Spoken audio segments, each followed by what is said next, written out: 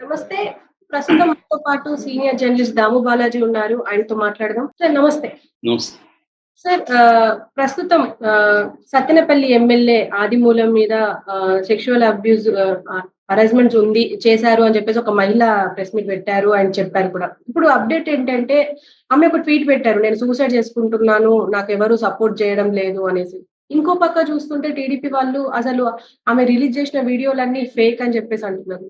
అసలేం జరుగుతుందంటారు సార్? ఇప్పుడు మామూలుగా మనకి ఆదిమూలం ఆయన కోనేటి ఆదిమూలం సత్యవేడు దళిత్ ఎమ్మెల్యే, అది ఎస్సీ రిజర్వ్డ్ నియోజకవర్గం. తెలుగుదేశంలో చేరాడు 2024 ఎలక్షన్లలో. తెలుగుదేశం నుంచి ఎన్నికయ్యాడు. అంతకుముందు ఆయన వైసీపీలో ఉండేవాడు. వైసీపీలో ఉన్నప్పుడు ఆయన గట్టిగా వ్యతిరేకించిన చిత్తూరు జిల్లా మహిళా అధ్యక్షురాలు వరలక్ష్మి. ఆ తర్వాత ఈయన పార్టీలోకి వస్తున్నప్పుడు కూడా వ్యతిరేకించిందామె, ఇంకొంతమంది కూడా వ్యతిరేకించారు. బట్ పార్టీలోకి వచ్చిన తర్వాత చంద్రబాబు ఆదేశాలను అమలు చేయడంలో భాగంగా ఆమె ఇతను గెలిపించడానికి నేను కృషి చేశానని చెప్తుంది. అయితే మొదట్లో చెల్లి అని పిలుస్తున్న వ్యక్తి తర్వాత ఈ మీద కన్నేసి ఈమెను ఒక రకంగా టార్చర్ చేసి బెదిరించి తను ఒక హోటల్కి, భీమాస్ ప్యారడైజ్ అనే హోటల్కి పిలిపించుకొని ఆమెతో లైంగిక సంబంధం పెట్టుకున్నాడు. అది భర్తకు తెలిసి భర్త నిలదీసినప్పుడు ఆమె ఇట్లా చెప్పింది, నన్ను ప్రెజర్ చేశాడు, లేకపోతే నేను భర్తను పిల్లల్ని, ఆమెకి ఇద్దరు పిల్లల్ని భర్తను చంపేస్తానన్నాడు, దానికి నేను సరెండర్ అవ్వాల్సి వచ్చిందని చెప్తే భర్త అర్థం చేసుకుని, ఆయన పేరు గిరిబాబు, భర్త అర్థం చేసుకుని ఒక పెన్ కెమెరా ఇచ్చి దీన్ని బయట పెడదాం, సాక్ష్యాలు లేకపోతే మన ఆరోపణలు ఎవరు పట్టించుకోరని ఈమెకి ఇచ్చారని చెప్తున్నారు. ఈమె మళ్ళీ వెళ్ళి పెన్ కెమెరా ద్వారా రికార్డ్ చేసింది, అది బయటికి తీసుకొచ్చింది. సోమాజిగూడలో ప్రెస్ మీట్లో కూడా మాట్లాడారు. అయితే ఆమె చెప్తున్న దాని ప్రకారం తెలుగుదేశానికి సంబంధించిన ఇటు చంద్రబాబు, లోకేష్కి నేను లెటర్ రాశాను, చెప్పాను వాళ్ళకి, అయినా వాళ్ళు పట్టించుకోలేదు కాబట్టి నేను ఇప్పుడు బయటకు వచ్చానని చెప్తాను. సో మరి ఇక్కడ డైరెక్ట్గా చంద్రబాబు, లోకేష్ మీదే ఆమె కంప్లైంట్ చేసిందని అనుకోవాలి. ఎందుకంటే మరి ఇప్పుడు ఆగమేఘాల మీద సస్పెండ్ చేసి భలే సస్పెండ్ చేసేసాడు చంద్రబాబు అని చెప్పుకుంటున్నారు.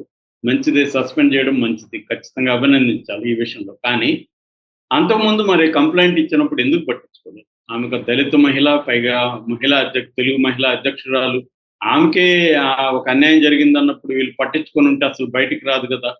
సో వీళ్ళు పట్టించుకోలేదనేది ఆమె ఆరోపిస్తుంది. దానికి సమాధానం చంద్రబాబు కానీ లోకేష్ కానీ చెప్పట్లేదు. రెండవది సస్పెండ్ చేశారు. సస్పెన్షన్ కూడా కావాలని ఈ డైవర్ట్ చేయడానికి సస్పెండ్ చేసినట్టు అర్థమవుతుంది తప్ప సిన్సియారిటీ ఉన్నట్టు కనబడుతుంది. ఎందుకంటే తెలుగుదేశం మీడియా అటాక్ చేయడం మొదలుపెట్టింది ఆమె మీద, ఆమె క్యారెక్టర్ మీద, వాళ్ళ భర్త మీద, అందరి మీద అటాక్ చేయడం మొదలుపెట్టింది. మరోవైపు ఆదిమూలం వెళ్ళి చెన్నైలో హాస్పిటల్లో చేరాడు హార్ట్ అటాక్ పేరు. సో వాళ్ళ ఫ్యామిలీని అంతా రంగంలోకి దించాడు. వాళ్ళ భార్య గోవిందమ్మ, తర్వాత ప్రభా, శోభ, ఇద్దరు కూతుర్లు, సుమన్ అనే వాళ్ళ అబ్బాయి, కెనడీ అనే వాళ్ళ అల్లుడు, అందరూ రంగంలో దిగి ఆమె మీద, బాధితురాల మీద ఆరోపణలు చేశారు. ఇప్పటి వరకు మరి కేసు ఎందుకు నమోదు కాలేదు, అతన్ని ఎందుకు అరెస్ట్ చేయట్లేదు అనేది ఎవరికి తెలియని ప్రశ్న. సో అది ఒకవైపు. సో తెలుగుదేశం మీడియా కానీ, తెలుగుదేశం వాళ్ళు కానీ ఊరికి మీడియా కోసం, ప్రజల కోసం సస్పెండ్ చేశారు తప్ప నిజంగా చిత్తశుద్ధి ఉన్నట్టు కనబడట్లేదు. చిత్తశుద్ధి ఉంటే అతని మీద కేసు పెట్టి పాటికి అరెస్ట్ చేసి ఉండాలి. అదేమీ చేయలేదు. ఎందుకంటే అరెస్ట్ చేసి కూడా హాస్పిటల్కి, అతనికి హెల్త్ బాగాలేకపోతే హాస్పిటల్కి తీసుకెళ్తారు కదా, అదేమీ చేయట్లేదు. రెండవది ఆమె మీద ఎందుకు నెగిటివ్ ప్రచారం మొదలుపెట్టారు. ఇది క్లియర్గా తెలుగుదేశం వాళ్ళు బాధ్యత వహించాలి, కానీ ఎప్పట్లాగే జరుగుతుంది. రెండవది ఇప్పుడు ఆమె వైపు నుంచి నేను నిన్న కూడా ఒక వీడియోలో చెప్పాను, మొన్న కొన్ని డౌట్లు ఉన్నాయి ఆమె వైపు నుంచి. అదేంటంటే ఒకసారి అతను అరెస్ట్ చేసి భర్తకి ఎందుకు చెప్పలేదు, ఆమె ఎందుకు పోయి సరెండర్ అయిపోవాల్సి వచ్చింది, అది ఆమె చెప్తున్న కారణాలు కొద్దిగా కన్విన్సింగ్ అనిపించట్లే. కామన్ సెన్స్ జరగundొచ్చు, ప్రాబ్లం మన లాజిక్కే ఆమెకి అప్లై కావాలని లేదు, కానీ కొన్ని రకాల డౌట్లు ఉన్నాయి. ఆమె ఒకసారి రికార్డ్ చేసినాక మళ్ళీ కూడా వెళ్ళానని చెప్తుంది, 3 సార్లు వెళ్ళానని చెప్తుంది. ఇది రెండోసారి జరిగింది రికార్డింగ్, మళ్ళీ మూడోసారి ఎందుకు వెళ్ళింది అనేది డౌట్ ఉంది. ఇది జూలైలో జరిగిందని చెప్తుంది. ఏదేమైనా అంటే ఈమె కూడా ఏమన్నా వీళ్ళ ప్రయోజనాల కోసం అతన్ని బ్లాక్మెయిల్ చేస్తున్నారా, లేదు ఏమి చెప్పిన దాంట్లో నిజముందా, ఇవన్నీ తేలాల్సి ఉంది. కానీ ఇవేవి లేకుండానే తెలుగుదేశం మీడియా ఎందుకు ఆమె మీద అటాక్ చేస్తుంది? మనకి రాజకీయంగా చూసుకున్నప్పుడు మనం 2 కేస్ స్టడీస్ మనం పెట్టుకుంటే, ఒకటి జత్వాని, కాదంబరి జత్వాని, రాజేశ్వరి వీళ్ళిద్దరు కేస్ స్టడీ చూస్తే, జత్వాని కూడా నాకు ఒక అన్యాయం జరిగింది, పోలీసులు నన్ను వేధించారని కేసు పెట్టి, అక్కడేమో జత్వానిని తెలుగుదేశం మీడియా సపోర్ట్ చేస్తుంది. జత్వాని బ్లాక్ మెయిలర్ అని, ఆమె అనేక మందిని మోసం చేస్తుందని వైసీపీ మీడియా ఆమె మీద అటాక్ చేస్తుంది. ఇక్కడేమో రాజేశ్వరునేమో వైసీపీ మీడియా సపోర్ట్ చేస్తుంది, తెలుగుదేశం మీడియా ఏమో రివర్సల్ అటాక్ చేస్తుంది. అంటే ఇక్కడ ఆ మనిషి పార్టీని బట్టి మారిపోతున్నాయి వీళ్ళ వ్యవహారాలు. వీళ్ళకి ఒక ఫిక్స్డ్ వ్యవహారం అంటూ ఏమీ లేదు, తెలుగుదేశానికైనా వైసీపీకైనా.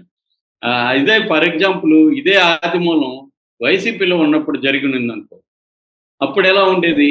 అప్పుడు మొత్తం తెలుగుదేశం మీడియా అంతా కూడా ఆదిమూలంకి యాంటీగా మారిపోయి ఉండేది, వైసీపీ మీడియా అంతా కూడా ఈమెకి యాంటీగా మారిపోయింది. సో వీళ్ళిద్దరి, అందుకనే ప్రజలు కానీ ఎవరికైనా అర్థం చేసుకోవాల్సింది ఏంటంటే, ఈ మీడియా కానీ పొలిటికల్ పార్టీలు కానీ ఒక విషయాన్ని ఎలా పక్కదారి పట్టిస్తాయి. సో దీనివల్ల ఏమవుతుందంటే, రేపు పొద్దున్న నిజంగా ఎవరైనా బాధితులు ఉన్నా కూడా ఆ బాధితులు పక్క 2గా మారిపోతున్నారు. అంటే ప్రజలు తేల్చుకోలేని ఒక కన్ఫ్యూజన్‌లో పార్టీలు గానీ, మీడియా గానీ సైడ్స్ తీసుకుంటున్నాయి తప్ప ఆబ్జెక్టివ్‌గా ఉండే పరిస్థితి లేదు. ఒకప్పుడు మహిళా సంఘాలు, పౌర హక్కుల సంఘాలు, పైగా దళిత సంఘాలు ఇలాంటివి రెస్పాండ్ అయ్యి ఇండిపెండెంట్ ఫ్యాక్ట్ ఫైండింగ్ చేసి విషయాల్ని నిగ్గు తేల్చేవాళ్ళు. ఇప్పుడు అలాంటి మెకానిజం లేదు. ఇప్పుడేమైంది, దళిత సంఘాలు కూడా సైలెంట్‌గా ఉన్నాయి ఈ విషయంలో. ఎందుకు? బాధితురాలు దళితే, ఆయన బాధించిన వ్యక్తి దళితే. అంటే విక్టిమ్ అండ్ పెర్పెట్రేటర్ ఇద్దరు కూడా దళితే కాబట్టి సైలెంట్‌గా ఉన్నారు. ఇక్కడగా మళ్ళీ అతను గాని అప్పర్ కాస్ట్ అయింటే దళితులు పెద్ద ఎత్తున ఉద్యమించేవారు. ఒక దళిత స్త్రీకి అన్యాయం జరిగింది, అగ్ర కుల అహంకారం ఈ భాష అంతా వచ్చిండేది. ఇక్కడ ప్రతి సామాజిక సంఘాలు కావచ్చు, ప్రతి పొలిటికల్ పార్టీలు కావచ్చు, అందరూ కూడా ఒక విషయం పట్ల ఆబ్జెక్టివ్‌గా స్పందించడం కాకుండా ఆ వ్యక్తి ఎవరు అనే దాన్ని బట్టే సెలెక్టివ్ రియాక్షన్స్ అంటారు. ఆ సెలెక్టివ్ రియాక్షన్స్ మనకు కనబడతాయి. ఇక చంద్రబాబుని పొగుడుతున్నారు చాలామంది. భలే సస్పెండ్ చేశాడు, వైసీపీ వాళ్ళు ఎవరు చేయలేదు కదా! చంద్రబాబు కూడా దళిత్ కాబట్టి చేయగలిగాడు. నారాయణ మీద వాళ్ళ మరదలు ఆరోపించిందా? అప్పుడేం చేశారు? ఆమె మీదనే వ్యతిరేకించారు తప్ప నారాయణని సస్పెండ్ చేశారా? చింతమనేని రమణ, విశాలాక్షి చింతమనేని అతను విశాలాక్షి అనే ఆమె మీద దాడి చేసినప్పుడు ఆయన్నేమన్నా సస్పెండ్ చేశారా? జేసీ దివాకర్ రెడ్డి మొన్నటికి మొన్న కొడకల్లారా నరికేస్తానని ఐపీఎస్ ఆఫీసర్లని, ఐఏఎస్ ఆఫీసర్లని మాట్లాడుతుంటే ఆయనేమన్నా సస్పెండ్ చేశాడా? ఇలాగా మొన్న కూడా గుంటూరు ఎమ్మెల్యే భర్త ఒక రైతు మీద కేసు పెట్టి అరెస్ట్ చేస్తే ఆ ఎమ్మెల్యేని ఏమన్నా సస్పెండ్ చేశారా? ఇవేవీ లేవు.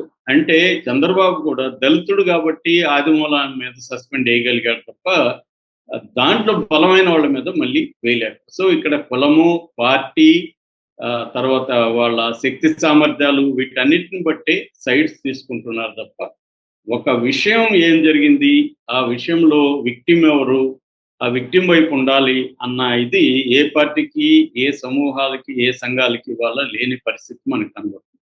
ఇదొక దారుణమైన పరిస్థితి, ఒక కయాటిక్ సిచ్యువేషన్ కనబడుతుంది. ఫ్యాక్ట్ ఫైండింగ్ కానీ, ఆబ్జెక్టివ్గా ఆ విషయాన్ని అర్థం చేసుకోవడం కానీ, ఏం జరిగిందని తెలిసేది కానీ జరగట్లేదు. ఇక మిగిలింది మనకు కోర్టులే కొంతవరకు ఇప్పుడు కనీసం ఎంతో కొంత కోర్టుల్లోనే న్యాయం కనపడుతుంది తప్ప పబ్లిక్ ఇంటలెక్చువల్స్ కానీ లేకపోతే పొలిటికల్ పార్టీల్లో కానీ ఎక్కడ ఆబ్జెక్టివ్గా ఉండడం అనేది కనిపించడం లేదు. సో ఇది కూడా కోర్టులో తేలాలి. కోర్టులో మళ్ళీ అగైన్ పోలీసులు ప్రూవ్ చేస్తేనే కోర్టు కూడా తీసుకుంటారు.